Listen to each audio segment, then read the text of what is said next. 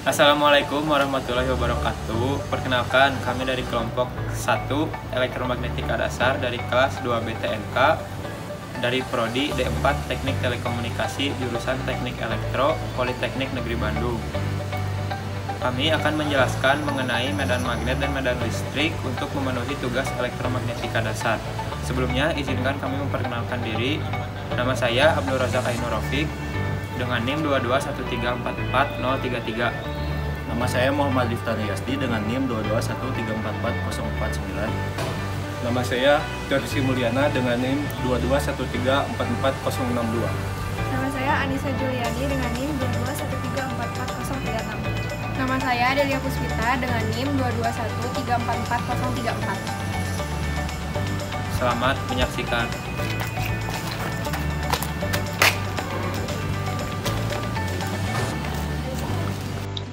Di sini kami akan memaparkan tentang penjelasan dari medan magnet dan medan listrik. Yang pertama, ada medan magnet.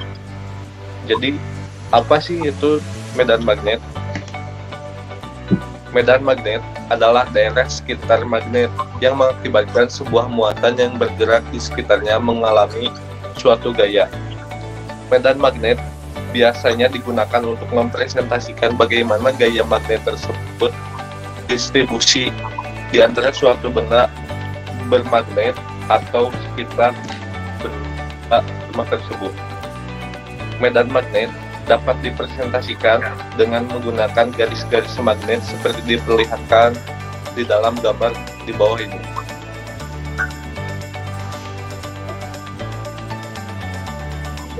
Kemudian, dari medan magnet terdapat flux magnetik. Total flux magnetik yang melewati suatu permukaan A memiliki rumus sebagai berikut.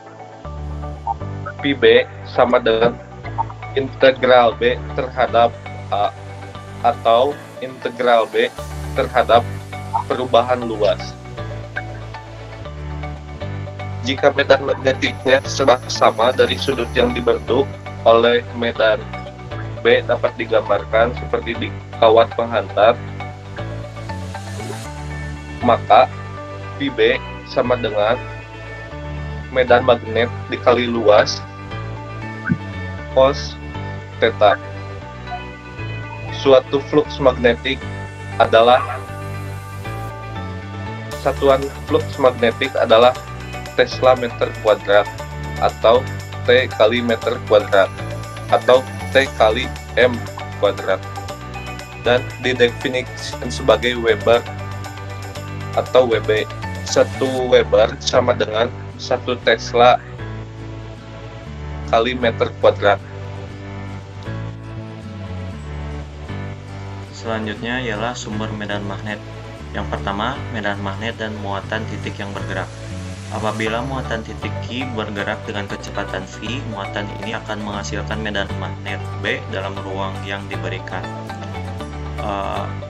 Dapat dinotasikan dalam rumus medan magnet sama dengan mu0 kali muatan kali V atau kecepatan kali R atau jari-jari per 4pi kali R kuadrat atau jari-jari kuadrat, dengan R merupakan vektor satuan yang mengarah dari muatan Q ke titik medan P dan merupakan konstanta kesebandingan yang disebut permeabilitas ruang bebas yang memiliki nilai mu0 sama dengan 4pi kali 10 pangkat min 7 Tesla kali M kali meter per ampere, atau sama dengan 4pi kali 10 pangkat min 7 dengan satuan Newton per ampere kuadrat. Karakteristik medan magnet dari muatan titik ialah yang pertama, besaran B berbanding lurus dengan muatan Q atau muatan dengan kecepatan atau V dan berbanding terbalik dengan kuadrat jaraknya atau R kuadrat dari muatan. Yang kedua, medan magnet adalah 0 di sepanjang garis gerak muatan. Yang ketiga, arah B tegak lurus terhadap kecepatan V atau maupun vektor R. Yang kedua, sumber medan magnet ialah medan magnetik, sebuah elemen arus atau hukum Biot-Savart. Hukum ini menerangkan hubungan matematis antara arus listrik dalam kawat dengan medan magnet yang dihasilkan. Hasil pengamatan menunjukkan bahwa kontribusi induksi magnetik atau dB pada suatu titik atau P berjarak R dengan bersudut I terhadap elemen penghantar dl atau turunan panjang yang dialiri arus I dapat dinotasikan dalam rumus induksi magnetik sama dengan konstanta medan magnet kali ampere kali turunan panjang kali sin pi per jarak kuadrat, dengan konstanta medan magnet sama dengan mu0 kali mu0 per 4pi, dan dapat dirumuskan juga dengan induksi magnetik sama dengan mu0 kali I kali dl sin pi per 4pi r kuadrat. Kemudian yang terakhir, sumber medan magnet akibat adanya simpal arus.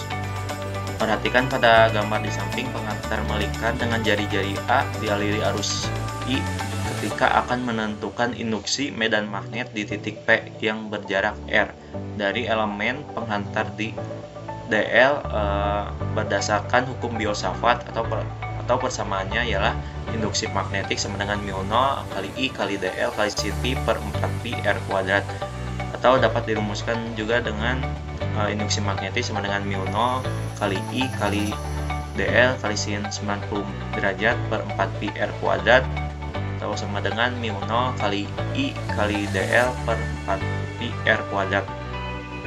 Komponen yang sejajar dengan sumbu lingkaran adalah induksi magnetik sin A, sedangkan komponen yang tegak lurus sumbu adalah induksi magnetik cos A. Komponen induksi magnetik cos A akan saling meniadakan dengan komponen yang berasal dari elemen lain yang berseberangan sehingga hanya komponen induksi magnetik sin A yang masih tersisa. Apa sih itu medan magnet? Medan magnet adalah daerah di sekitar magnet yang mengakibatkan sebuah muatan yang bergerak di sekitarnya mengalami suatu gaya. Medan magnet biasa digunakan untuk mempresentasikan bagaimana gaya magnet terdistribusi di antara suatu benda magnet atau di sekitar benda bermagnet tersebut. Medan magnet dapat dipresentasikan dengan menggunakan garis-garis magnet seperti diperlihatkan pada gambar di bawah ini.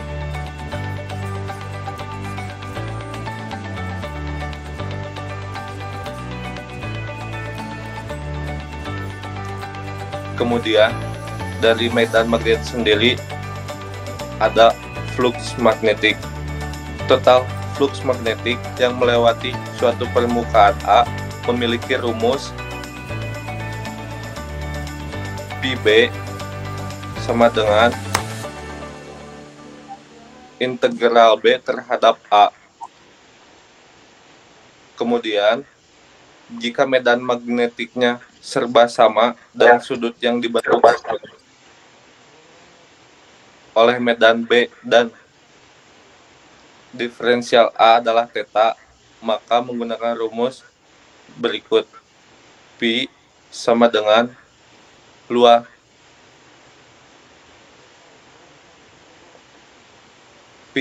Pb sama dengan medan magnet dikali A cos θ. Satuan flux magnetik adalah Tesla meter kuadrat dan didefinisikan sebagai Weber 1 sama dengan 1T kali meter kuadrat.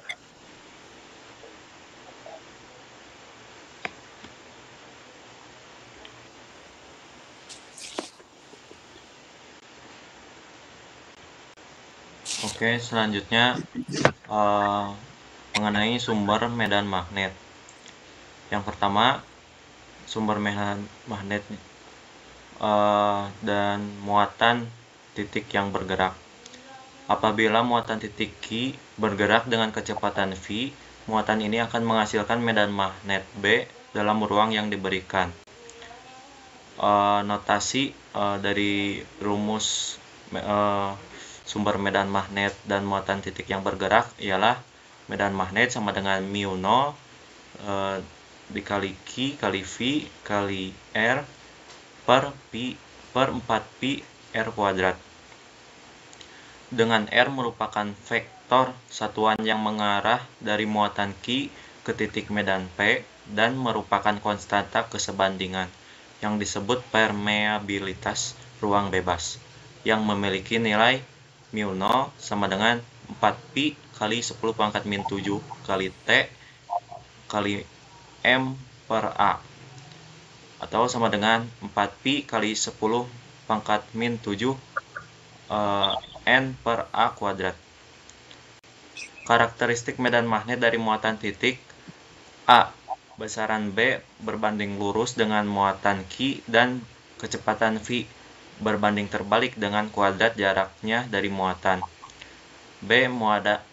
Medan magnet adalah 0 di sepanjang garis gerak muatan. C. Arah B tegak lurus terhadap kecepatan V maupun vektor R. Sumber yang kedua ialah sumber medan magnet dari sebuah elemen arus atau hukum Biot-Savart. Hukum ini menerangkan hubungan matematis antara arus listrik dalam kawat dengan medan magnet yang dihasilkan. Hasil pengamatan menunjukkan bahwa kontribusi induksi magnetik atau dB pada suatu titik P berjarak R dan bersudut pi terhadap elemen pengantar dl yang dialiri arus I atau dapat dinotasikan dalam rumus induksi magnetik atau dB sama dengan K atau konstanta magnetik kali I atau arus kali dl atau turunan panjang kali sin pi per R kuadrat atau jari-jari kuadrat dengan K atau konstanta medan magnet yakni mu 0 per 4pi.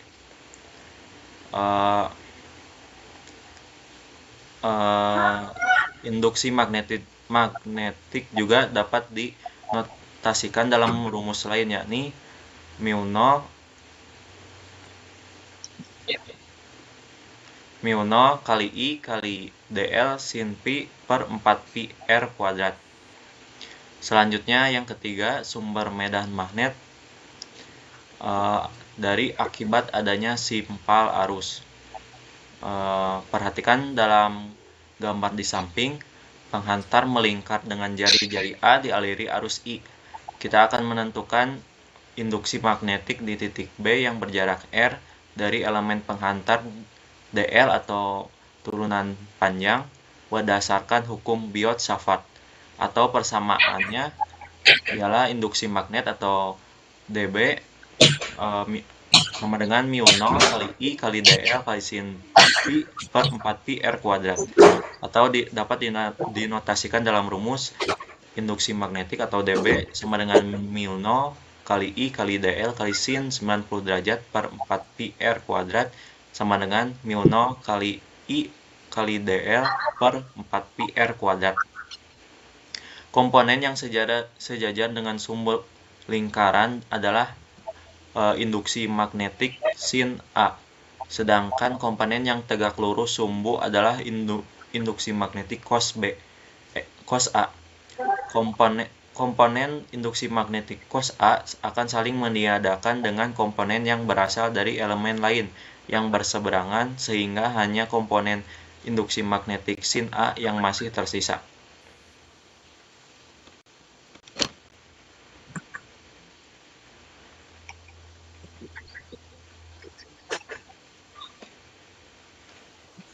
Selanjutnya ada contoh soal mengenai medan magnet. Misalnya yaitu sebuah kawat lurus panjang dialiri arus sebesar 6 mA berada di ruang hampa. Tentukan besarnya induksi magnetik pada titik yang berada sejauh 30 cm di sebelah kanan kawat bila kawat vertikal. Dari soal tersebut dapat diketahui bahwa terdapat arus sebesar 6 mA atau jika diubah ke dalam ampere 6 dikali 10 pangkat min 3 ampere dan jaraknya yaitu 30 cm atau 0,3 meter. Dan untuk mencari induksi magnetik pada titik tersebut dapat digunakan rumus B sama dengan mu 0 dikali I dibagi 2pi per A. Jika dimasukkan angka-angka yang tadi terhadap rumus tersebut, didapat bahwa medan magnetik pada titik tersebut yaitu 4 dikali 10 pangkat min 9 Tesla.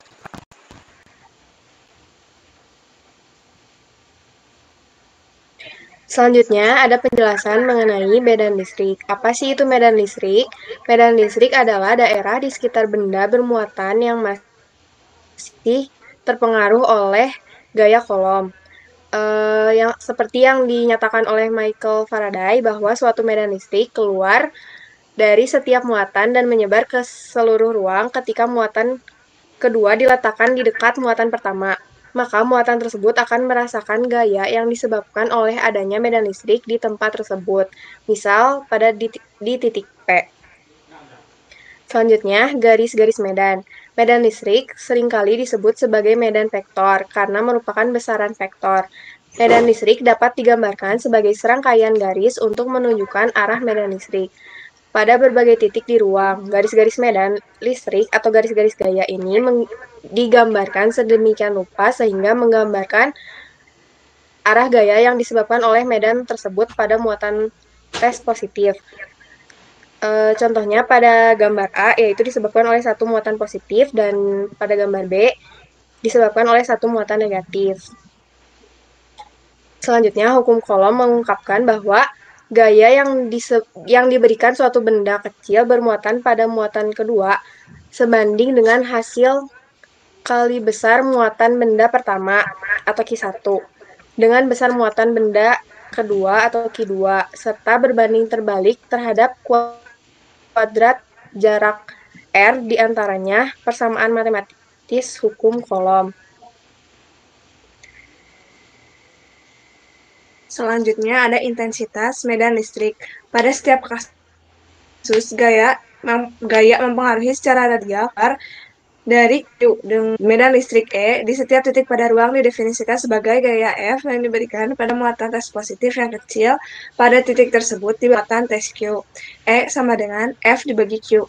Berdasarkan definisi dan persamaan di atas, medan listrik pada jarak R dari suatu muatan titik Q akan mempunyai besar yang secara matematisnya yaitu E sama dengan K dikali Q kecil dikali Q besar dibagi R kuadrat dibagi Q kecil atau sama dengan K dikali Q besar dibagi R pangkat kuadrat. Selanjutnya ada flux listrik dan hukum Gauss. Flux listrik adalah hasil kali antara gaya listrik dan luas bidang yang dilewati oleh luas bidang tersebut. Bila terdapat garis-garis gaya dari suatu medan listrik yang homogen menembus suatu bidang seluas A, maka flux listrik yang melewati suatu bidang tersebut bergantung pada kekuatannya medan listrik, luas bidang yang ditembus, dan sudut jatuhnya. Terdapat dua kemungkinan, yaitu yang pertama, bila gaya jatuh secara tegak lurus dapat dirumuskan sebagai flux sama dengan E dikali A. Lalu yang kedua, bila gaya jatuh secara tidak tegak lurus dapat dirumuskan sebagai flux sama dengan E dikali A dikali cos theta. Lalu untuk hukum Gauss mempunyai bunyi sebagai berikut, yaitu jumlah garis gaya yang menembus suatu permukaan yang tertutup berbanding lurus dengan muatan hukum Gauss dapat dirumuskan sebagai flux sama dengan E dikali A dikali cos theta sama dengan Q dibagi E dikali O. Q sama dengan E dikali A dikali cos theta.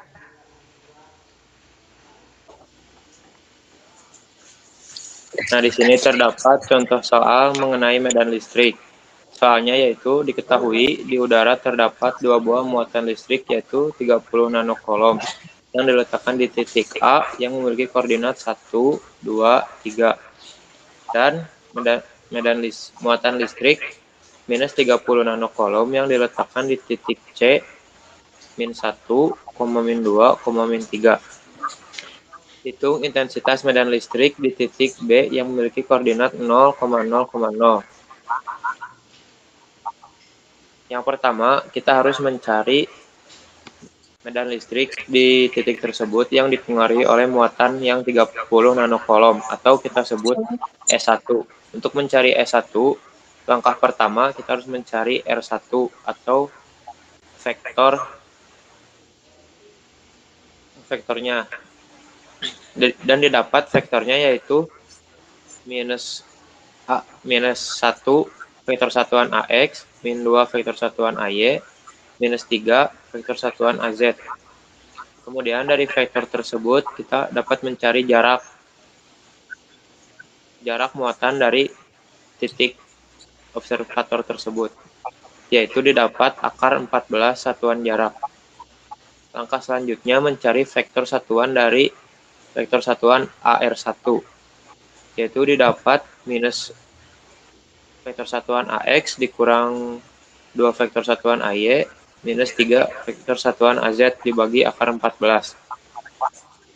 Kemudian dicari S1-nya menggunakan rumus K dikali Q dibagi R kuadrat dikali vektor satuan AR. Didapat dari perhitungan yaitu minus 37,3 vektor satuan AX dikurang 74,61 vektor satuan AY dikurang 111,91 vektor satuan AZ.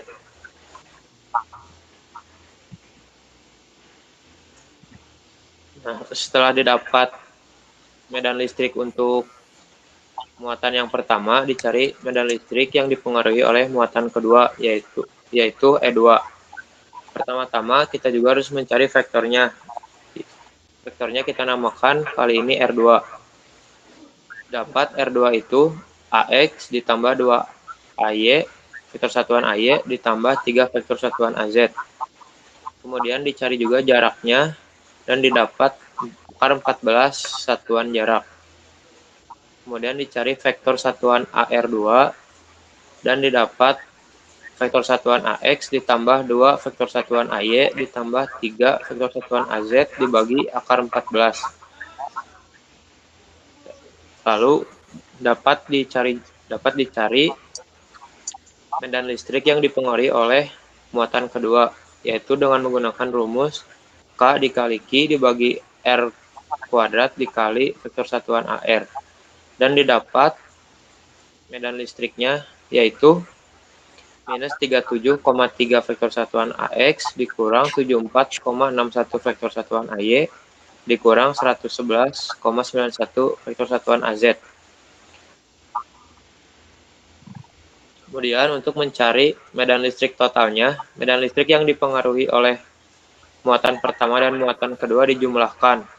Dan didapat hasil medan listrik totalnya yaitu minus 74,6 AX. 6 vektor satuan AX dikurang 149,22 vektor satuan AY dikurang 223,82 vektor satuan AZ.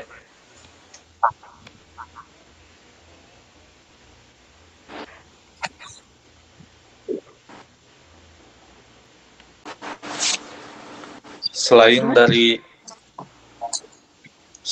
dari pengertian tentang medan magnet dan listrik, telah melakukan eksperimen tentang medan magnet dan medan listrik. Dapat disimak berikut ini. Rada nge-lag yuk. Coba balikan deh.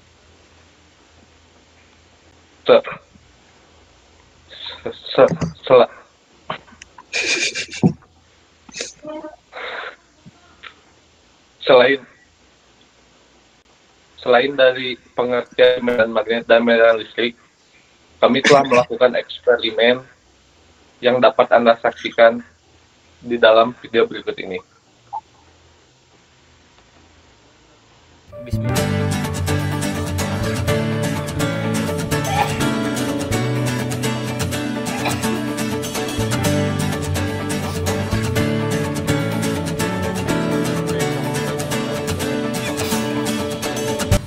Kita akan melakukan pengujian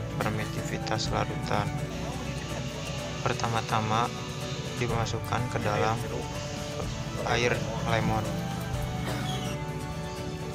kemudian ke dalam air cuka,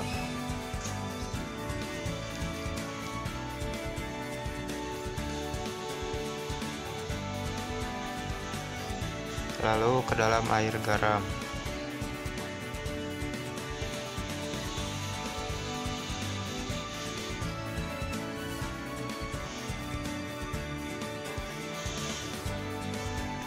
lalu ke dalam air sabun,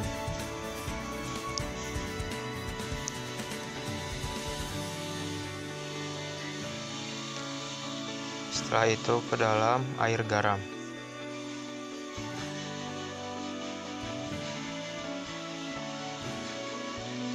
Kali ini dilakukan pengujian ke dalam air.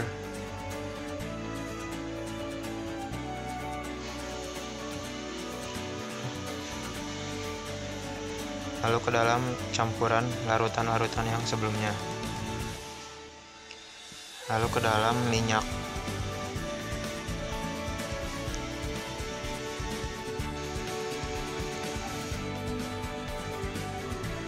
Lalu dilakukan pengujian pada campuran air dan minyak dan sabun.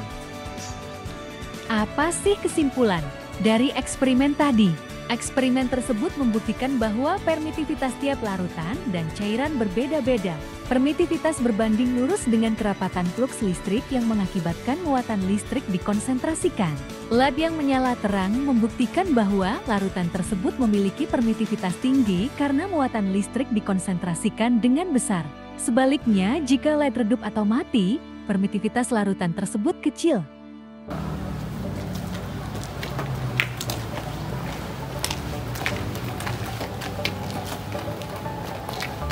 Demikian pemaparan dari kelompok kami. Mohon maaf bila ada kesalahan. Wassalamualaikum warahmatullahi wabarakatuh.